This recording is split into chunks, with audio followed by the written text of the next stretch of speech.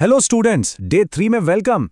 आज का टॉपिक एक ऐसे सवाल का जवाब देगा जो हम सब कभी ना कभी जरूर सोचते हैं। तो सवाल है, आर वी बॉर्न स्मार्ट और डू वी बिकम स्मार्ट?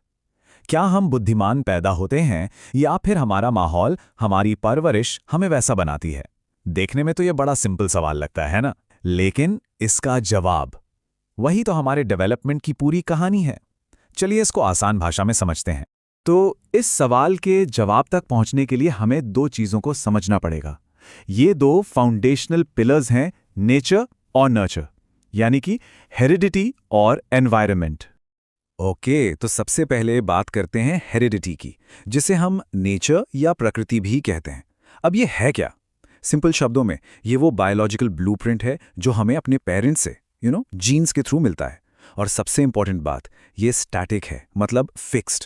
इसे आप बदल नहीं सकते। जरा सोचिए, आपकी आंखों का रंग, आपकी पोटेंशियल हाइट, ये सब आपके जीन्स में लिखा हुआ है। दूसरी तरफ है एनवायरनमेंट, यानी नर्चर। ये वो सब कुछ है जो हमारे आसपास है, हमारी फैमिली, हमारा स्कूल, हम क्या खाते पीते हैं, सब कुछ। और ये डायनामिक है, मतलब ये बदलता रहता है और इसे बदला जा सकता है। फॉर एग्जाम्पल, अगर किसी को बचपन में अच्छा न्यूट्रिशन ना मिले तो हो सकता है कि वो अपने फुल हाइट पोटेंशियल तक कभी ना पहुंचे। देखा, यही है एनवायरनमेंट की पावर। अब सबसे जरूरी बात यह है कि ये दोनों, यानी हेरिडिटी और एनवायरनमेंट, अकेले अकेले काम नहीं करते। ये हमेशा इंटरैक्ट करते हैं, एक दूसरे पर असर डालते हैं। और मैं बता दूं, ये एग्जाम्स का सबसे फेवरेट टॉपिक है, तो इस पर थोड़ा एक्स्ट्रा ध्यान दीजिएगा। इसको बिल्कुल कहते ना दिमाग में बिठा लीजिए। वुडवर्थ का फॉर्मूला कहता है कि डेवलपमेंट यानी विकास हेरिडिटी और एनवायरनमेंट का प्रोडक्ट है, उनका जोड़ यानी सम नहीं। फॉर्मूला है development equals heredity multiplied by environment. मैं फिर से रिपीट कर रहा हूं, ये H+E नहीं है, ये H मल्टीप्लाइड बाय E है।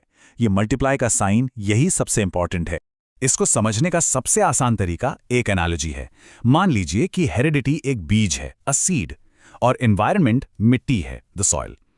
अब आप खुद सोचिए, अगर बीज ही खराब है तो दुनिया की सबसे अच्छी मिट्टी भी क्या ही कर लेगी, है ना? और दूसरी तरफ, अगर बीज बेस्ट क्वालिटी का है लेकिन मिट्टी बंजर है, सूखी है, तो वो बीज उगेगा ही नहीं। एक हेल्दी प्लांट के लिए दोनों का, बीज और मिट्टी दोनों का अच्छा होना जरूरी है। तो हमने बीज और मिट्टी की बात की। अब चलिए उस बीज यानी हेरिडिटी के अंदर थोड़ा और डीपली देखते हैं। इसके बायोलॉजिकल बेसिक्स को समझना खासकर टीचर्स के लिए बहुत ही जरूरी है।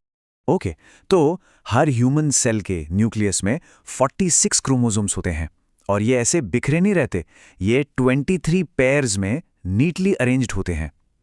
इनमें से जो 23rd जोड़ी है वो सबसे खास है, उसे कहते हैं सेक्स क्रोमोसोम्स। क्यों? क्योंकि वही डिसाइड करता है कि बेबी का जेंडर क्या होगा। और यहां एक सिंपल सा जेनेटिक कोड काम करता है। अगर 23rd पेयर है XX तो इसका मतलब है बेबी गर्ल, और अगर वो पेयर है XY तो इसका मतलब है बेबी बॉय। Simple, right? तो यहां एक बड़ा सवाल उठता है कि बच्चे का जेंडर आखिर कौन डिसाइड करता है, मदर या फादर? वेल, साइंस के हिसाब से इसका जवाब एकदम क्लियर है, द फादर। ऐसा इसलिए क्योंकि Y क्रोमोसोम वो सिर्फ फादर के पास होता है, मदर से तो हमेशा X क्रोमोसोम ही आता है। चलिए अब आगे बढ़ते हैं और हेरिडिटी के 3 फंडामेंटल लॉज को समझते हैं। ये नियम बताते हैं कि ट्रेट्स आखिर एक जनरेशन से दूसरी जनरेशन में पास ऑन कैसे होते हैं। पहला नियम है लॉ ऑफ रिजेम्बलेंस, यानी समानता का नियम। इसका सिंपल सा मतलब है लाइक बिगेट्स लाइक। आमतौर पर जैसे पेरेंट्स होते हैं, बच्चे भी उन पर जाते हैं। फॉर एग्जाम्पल, इंटेलिजेंट पेरेंट्स के बच्चे भी इंटेलिजेंट होने की टेंडेंसी रखते हैं। दूसरा नियम है लॉ ऑफ वेरिएशन। इसके मुताबिक बच्चे अपने पेरेंट्स की बिल्कुल कार्बन कॉपी नहीं होते। आपने देखा होगा कि दो भाई बहन भी एक जैसे नहीं होते, है ना? उनमें थोड़े बहुत डिफरेंसेस या वेरिएशंस जरूर होते हैं, और यही तो डाइवर्सिटी लाता है। और तीसरा और शायद सबसे इंटरेस्टिंग नियम है लॉ ऑफ रिग्रेशन। ये कहता है कि कभी-कभी एक्सट्रीम ट्रेट्स अगली जनरेशन में थोड़े एवरेज की तरफ आ जाते हैं। जैसे बहुत ही ब्रिलियंट जीनियस लेवल पेरेंट्स का बच्चा आमतौर पर इंटेलिजेंट तो होता है, लेकिन शायद उतना ही जीनियस ना हो। इसे रिग्रेशन टू द मीन भी कहते हैं। बेसिकली नेचर चीजों को बैलेंस आउट करने की कोशिश करता है।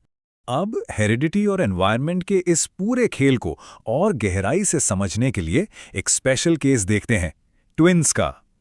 ये आप कह सकते हैं नेचर के अपने एक्सपेरिमेंट्स होते हैं। तो ट्विन्स दो तरह के होते हैं। पहले हैं आइडेंटिकल ट्विन्स या मोनोजाइगोटिक। ये एक ही एग और एक ही स्पर्म से बनते हैं जो बाद में स्प्लिट हो जाता है, इसलिए इनका डीएनए 100% सेम होता है। जरा सोचिए, identical twins are nature's clones. दूसरे हैं फ्रेटर्नल ट्विन्स या डाइजाइगोटिक। ये दो अलग अलग एग्स और दो अलग अलग स्पर्म से बनते हैं। तो जेनेटिक लेवल पर ये बिल्कुल नॉर्मल भाई बहन जैसे ही होते हैं जिनका 50% डीएनए शेड होता है। बस फर्क इतना है कि वो एक ही दिन पैदा हुए हैं।